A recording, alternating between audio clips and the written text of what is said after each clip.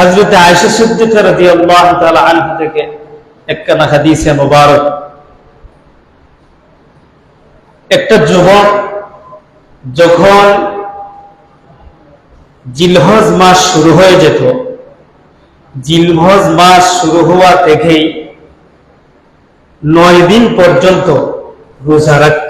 সুবহানাল্লাহ। এই কথাটা সাহাবায়ে কেরামরা শুনলেন এবং রাসূলুল্লাহ সাল্লাল্লাহু আলাইহি ওয়াসাল্লামের কাছে সেই কথাটা উপস্থাপন করলেন। হযরত আয়েশা সিদ্দিকার হাদিস, রাসূলুল্লাহ সাল্লাল্লাহু আলাইহি ওয়াসাল্লাম ওই যুবককে ডাকলেন, ডেকে বললেন, যুবক,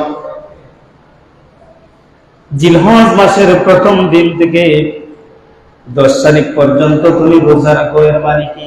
এর কারণ কি? কোন বিষয়টা তোমাকে এত উদ্বেলিত করেছে, এত উদ্বুদ্ধ করেছে? যুবককে জিজ্ঞাসা করার পরে রাসূলুল্লাহ সাল্লাল্লাহু আলাইহি ওয়াসাল্লাম যখন যুবকটাকে জিজ্ঞাসা করলেন, যুবক জবাব দিল, ইয়া রাসূলুল্লাহ, ইয়া হাবিবাল্লাহ, আমার পিতামাতা আপনার কদমে কুরবানি করে দিলাম। ইয়া রাসূলুল্লাহ, ইয়া হাবিবাল্লাহ, এই মাসটা, এই মাসের প্রথম দশকে আমার রোজা রাখার কারণ হলো আমি বিশ্বাস করি ওই দিনগুলোতে আল্লাহ রাব্বুল আলামিন হাজীদের দোয়াকে কবুল করবেন। সুবহানাল্লাহ। ওই দিনগুলোতে যারা আল্লাহ এবং তার হাবিবের বাড়ি যাইয়া লাব্বাইক আল্লাহুম্মা লাব্বাইক বলবে, লা শারীকা লাকা লাব্বাইক, এই কথাগুলো যখন আল্লাহ রাব্বুল আলামিনের সামনে দাঁড়িয়ে, কাবা ঘরের সামনে দাঁড়িয়ে রাসূলুল্লাহ সাল্লাল্লাহু আলাইহি ওয়াসাল্লামের শেখানো বাক্যগুলা যে ব্যক্তি ওই জায়গায় বলবে, আমার বিশ্বাস হয় ওই দোয়াগুলা আল্লাহ রাব্বুল আলামিন কবুল করবে। সুবহানাল্লাহ। ইয়া রাসূলুল্লাহ, ইয়া হাবিবাল্লাহ, এজন্য এটাকে বলা হয় আইয়ামে মাশায়েরের দিন, অর্থাৎ হজের প্রতীক।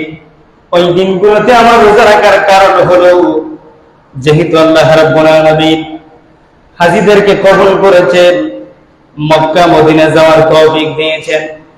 ইয়া রাসূলুল্লাহ, ইয়া হাবিবাল্লাহ, আমি এই উদ্দেশ্য নিয়ে দোয়া করি, ওই উদ্দেশ্য নিয়ে রোজা রাখি।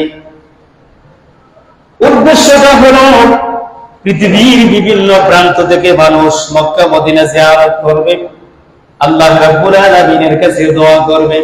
ইয়া রাসূলুল্লাহ, ইয়া হাবিবাল্লাহ, আমার আশা হলো হাজীদের দোয়ার সাথে যেন আল্লাহ রাব্বুল আলামিন আমার দোয়াটাকে কবুল করে নেন। সুবহানাল্লাহ। এই জন্য এই প্রথম থেকে শেষ, প্রথম থেকে 10 দিন পর্যন্ত, অর্থাৎ আরাফার দিন পর্যন্ত আমি রোজা রাখি। সুবহানাল্লাহ।